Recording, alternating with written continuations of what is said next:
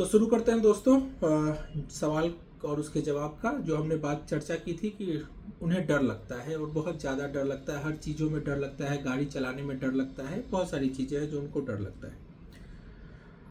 तो मैं स्टार्ट करना चाहूँगा इस डर के पॉजिटिव एस्पेक्ट से। मेरे ख्याल से डर जो है एक बहुत ही उसके डर के पॉजिटिव एस्पेक्ट्स ज़्यादा हैं एज कम्पेयर टू निगेटिव। और मेरा ये मानना है कि डर एक प्रिजर्वेटिव का काम करता है आपकी लाइफ में, आपकी सोच में।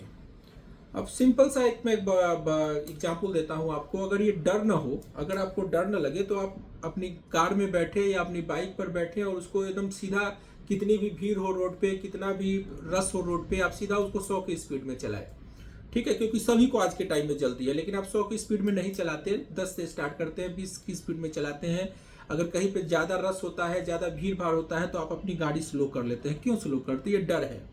ये डर ही है जो कि आपकी स्पीड को स्लो करवाता है, क्योंकि कहीं धक्का ना लग जाए, किसी को चोट ना पहुंच जाए, आप बाइक से गिर ना जाए, आपको चोट ना पहुंच जाए। तो ये डर जो है वो आपको रोकता है। आपने ये देखा होगा, अपने बच्चों को देखा होगा, या आपने अपने बचपन में देखा होगा कि बच्चे भी जो जैसे जैसे उनकी उम्र बढ़ती है, उनके मन में भी डर की भावना और बढ़ने लगती है। वो अगर कहीं पे सीढ़ी से उतरते हैं या कुछ खेलते हैं तो रुक जाते हैं, कोई बाइक की आवाज़ या कोई गाड़ी की आवाज़ पीछे से आई तो वो साम जाते हैं।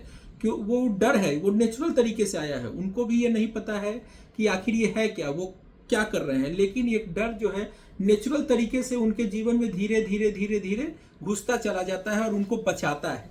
अगर डर ना हो तो हम लोग अगर 12वीं मंजिल पे हम रहते हैं तो नीचे उतरने के लिए लिफ्ट का प्रयोग ना करें, हम सीधे छत पे जाएं और कूद जाएं कि भैया चलो सीधा नीचे चलते हैं। लिफ्ट का इंतजार क्यों करना, सीढ़ियों से क्यों उतरना, सीधा छत पे जाएं और कूद जाएं। तो ये डर का एक पॉजिटिव एस्पेक्ट है।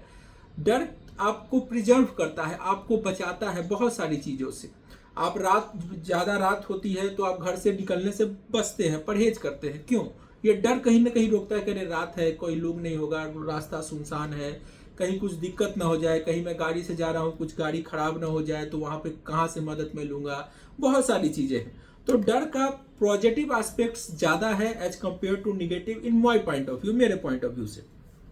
अब आते हैं अपने दोस्त की सवाल की तरफ। उनका कहना है कि मुझे बहुत ज़्यादा डर लगता है कहीं निकलने से पहले, कहीं जाने से पहले, कुछ करने से पहले। तो मैं इनको बोलना चाहूँगा कि ये सबको लगता है। अगर आप और हम कहीं भी 4 दिन के लिए मीटिंग में जाते हैं तो एक छोटा सा डर का ख्याल मन में जरूर आता है कि अरे सभी को छोड़ के जा रहे हैं। हम लोग एयरपोर्ट पे पहुंचते हैं या रेलवे स्टेशन पे पहुंचते हैं या बस स्टैंड पे पहुंचते हैं, फैमिली को फ़ोन करते हैं कि सब ठीक, मैं पहुंच गया हूँ, एयरपोर्ट बस पकड़ रहा हूँ, मैं फ़्लाइट पकड़ रहा हूँ, मैं फ़्लाइट से उतर गया, मैं ट्रेन से उतर गया।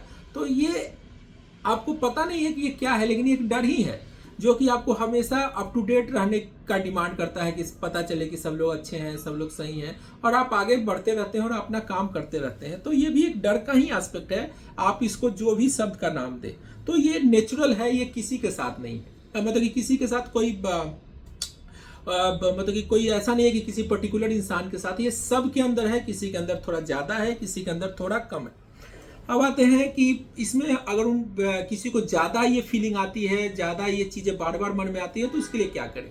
तो मेरा पॉइंट ऑफ व्यू है कि कोई मेडिसिन, किसी चीज़ की ज़रूरत नहीं है। आप सिंपल सोचें कि आपके हाथ में कुछ नहीं है, कुछ भी नहीं है आपके हाथों में, ठीक है? या आपके या मेरे किसी के हाथों में कुछ भी नहीं है, सब ऊपर वाले के हाथों में है। जो आपका जो भी भगवान को आप मानते हो, जिनको भी आप पूजा करते हो, उनके हाथों में है। हमारे हाथ में अगर कुछ है तो प्रेजेंट में जीना और कर्म करना।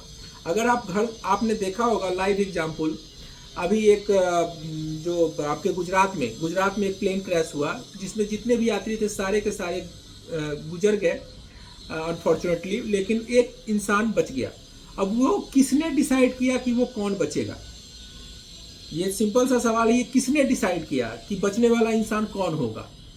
तो ऑब्वियस सी बात है, आपके हमारे हाथ में है। कर्म कीजिए, सिंपल रहिए, सोचिए। ये सोच जो है ये नेचुरल है। अगर डर नहीं आ रहा है आपके जहन में, अगर आप डर नहीं रहे हैं किसी चीज़ों से या कोई भी चीज़ कर रहे हैं, लेकिन कहीं भी आपको डर नहीं लग रहा है, कहीं भी जा रहे हैं, कहीं भी आ रहे हैं, कहीं भी कूद रहे हैं, कुछ भी कर रहे हैं तो डर नहीं, तो ये अब नॉर्मल है।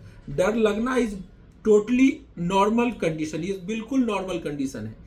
तो बस अपने कर्म पर ध्यान दें, अपनी सोच पर ध्यान दें, आगे बढ़ें। और ये आती है फीलिंग, बस आप ये सोचें कि मैं सही नियत से काम करने जा रहा हूँ, मेरे हाथ में कुछ नहीं है, मैं जा रहा हूँ, काम करके आऊँगा, बेहिचक आऊँगा, और फिर जब मैं आऊँगा तो मेरे बीवी, मेरे बाल, मेरे बच्चे, मेरे घर, मेरा परिवार, सब कुछ अच्छा रहेगा।